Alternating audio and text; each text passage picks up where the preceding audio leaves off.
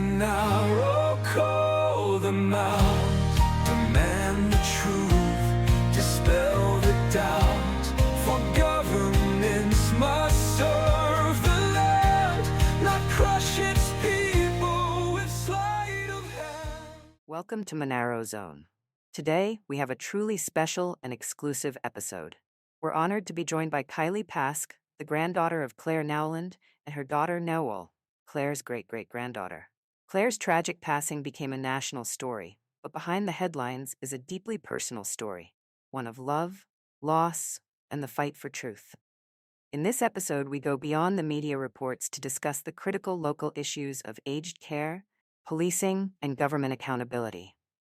Kylie and Nowell have courageously stepped forward to clear up misconceptions, share their family's experience, and speak on the systemic failures that led to Clare's death. So without further delay, let's enter the Monaro Zone. I'm Kylie and I've grown up in Cooma. My daughter Nowell. It's been a strange time for us, definitely. Just from the moment we got the news that Nana had had an accident and was in the hospital, to it coming out that it was a taser. The whole journey has been wild. Well, yeah, wild, confronting, confusing. They say crises can bring people together. Is that what's happened for you and your family? Absolutely not. No, it's brought out the best of us and the worst of us, I think. There's no winner in this. And so we got there and there was police. And then we found out it was a tasering. And it was like we were told, do not go anywhere with it, do not share with media, do not tell anybody. Who told you that you couldn't share the tasering element with the media? So at the hospital, we got to the hospital and the police was there. So Nana was obviously in palliative, and we had the police in the little waiting room, and it was just, and there was a detective at the door, and I'm not sure if you're familiar with palliative care, so we go in and you sit with them, and they're not very responsive. Although she was alert there at some stages, and I feel as though I got my goodbye. I really do. And yeah, we was just told, I don't know who said it. It was just, don't go anywhere with this. And we were just told it wasn't a tasering at first. That's right. Nana had had a fall. Well, I know for me personally, I was at work and my granddad called me and he said, he goes, where are you? What are you doing? Now, he knew very well where I was. I was at work. I was working at the ski at Rhythm Snow Sports, working like 12-hour shifts. He knew exactly where I was. I wasn't going far. And he called me and he goes, Mornana's had a fall. You need to, he goes, it's not good. Come up to the hospital. He goes, I'll meet you at the door. Call me when you're coming. And I thought, okay, she's had falls in the past. She's an old lady. It's not good. I told my boss at work, I said, okay, look, I need to kind of go. They were really good about it. And off I went. And Pop met me at the door and he goes, come with me. And it was all like the air about it. It was like there's something more, and obviously walking through the hospital. Yeah, and I didn't go straight into the hospital room Nana was in. I went to this, there's like a tea room, sort of, for families to go, I suppose.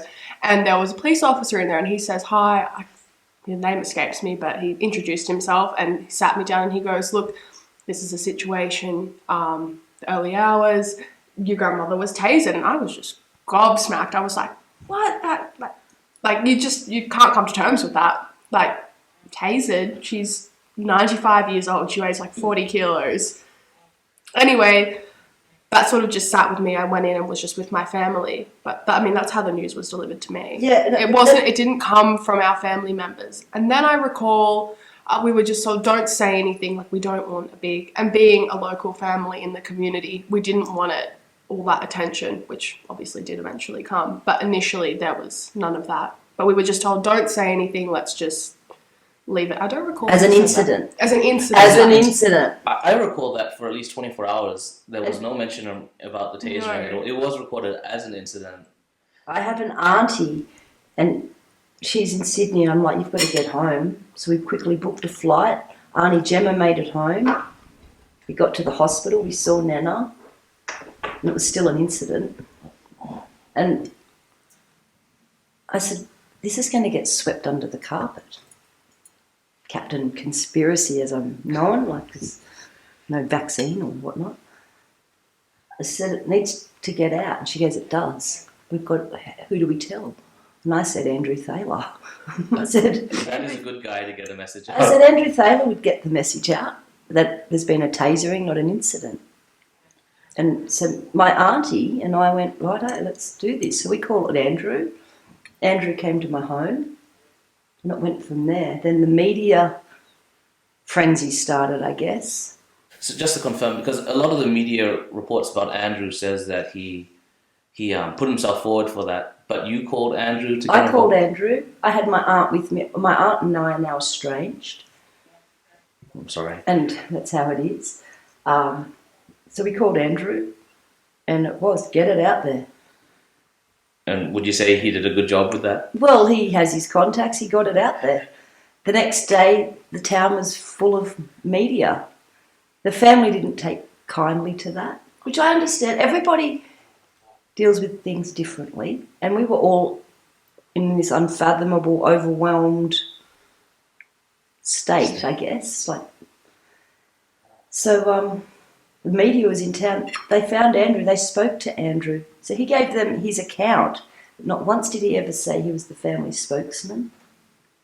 Because he's been misaligned. Oh, and with that he got squashed, persecuted, or what's the word? I think he was definitely misaligned in the situation. He was told by my aunt and by mum that, we don't want this swept under the rug. And I personally think there should be accountability way up to the top. I think, why were the nurses not doing their job? No, why were those paramedics not doing their job? Which you can obviously get to. But I think Andrew was told, it's okay to get this out. He got the okay from my aunt, which is the daughter of Claire, and he also got the okay from the granddaughter, being mum. But I also think he was in our face. He came up to me. He was rude to me. You don't have to. But he was rude to me. He was in my face saying, you have to get this out. And I said, no, get out of our face. We're a grieving family. He's at the hospital door. They had to get security, pardon me, because Andrew would stand at the door hammering us. That's not appropriate. That's not okay. A grieving family going in to have their last moments, that's not okay. Yeah. Yes, I do think there should be accountability. We need to let people know this isn't okay. But again, the way you go about it, pardon me, is important. Yeah. No, fair enough. So yeah, there was that conflict. But I stood back. Yeah. Now, you touched upon a really interesting point, that something wasn't right at Yallambee. Absolutely. What do you think was not right at Yallambee? Yeah. I was receiving photos from staff at Yallambee saying this is the malpractice that we've seen. I had photos of residents. To confirm, you said you were getting photos from staff at Yallambee, showing that there were problems at the care centre. I've got photos of residents sitting with their lunch and their breakfast bowls at 2 PM. That's incredible. And so I shared that with my auntie, and I'm like, this is bigger than Nana just being tasered. Wow. This is big. And that's where it went with the whole, she went back up to the hospital and said, oh, Kylie's got photos, she's talking to media, she's making money. Some people have accused you of taking money. Would you want to comment? Didn't take a cent. I was offered money, definitely. There was all different channels coming at me. Darren from Spotlight offered the most. He wanted 1,000 a minute. And I just laughed. I said, yeah, no worries, I can talk underwater. I was all for it. But I wasn't taking any money. I was joking. Yep. It's said that I took 10 grand off Take 5. I took 16 grand off Channel 7. At the funeral, my uncles are like, oh, you're having fun spending your money? I haven't taken any money. So just to confirm, you've taken no money. $0. Not a cent. No. Isabella Mullins knocked on my door, and I thought, oh, I can't answer the door. I had the Rose Girls over, and Jeanette got up, answered the door, and was just talking to Isabella. And she goes, she's really nice, we'll just let her in. So I said, all right. So Isabella came in, and she said, we just want to humanise your nana. It's all tasers, police at the moment. And I said, you know what? She needs humanising, I'll do it. So I sat down with Isabella Mullins and just spoke about Nana. Then I appeared in the Woman's Day, unbeknown to me. I have been told I can actually get them in trouble for that, but you got to pick your battles. So I can't be bothered. That's amazing that you turned down all those offers. Was there a reason why you turned down the offers? No, I just wasn't not interested in the Money's not going offers. to bring her back. Money, no. It's bigger than, I think, I don't know if I'm speaking for you here, but I think it's, and knowing my mum, obviously, it's bigger than money. It's bigger than a news report. It's like, you know, and I suppose not so much for myself, but going into your later years, what kind of care are you going to be receiving? There needs to be accountability. There needs to be proper care, proper training, things like that. And I think no amount of money that someone takes for a news report is going to fix that. There needs to be more about getting the story out. It was more awareness. That's, Awareness. Yeah, it wasn't about I didn't money. even have money in my head. I was like, what, money? No, I wasn't interested in the money. It was more to get the story out. And if you knew Nana, she was hardcore. Nana was hardcore. She raised 8 kids by herself. That's amazing. 8 children. Yeah. Some people have said that your nana perhaps that evening was trying to send a message. I believe Nana knew God, and I know my beliefs. So what keeps me ticking, I guess. Everything happens for a reason. And there's a reason that Nana did this. There's got to be change. And sadly,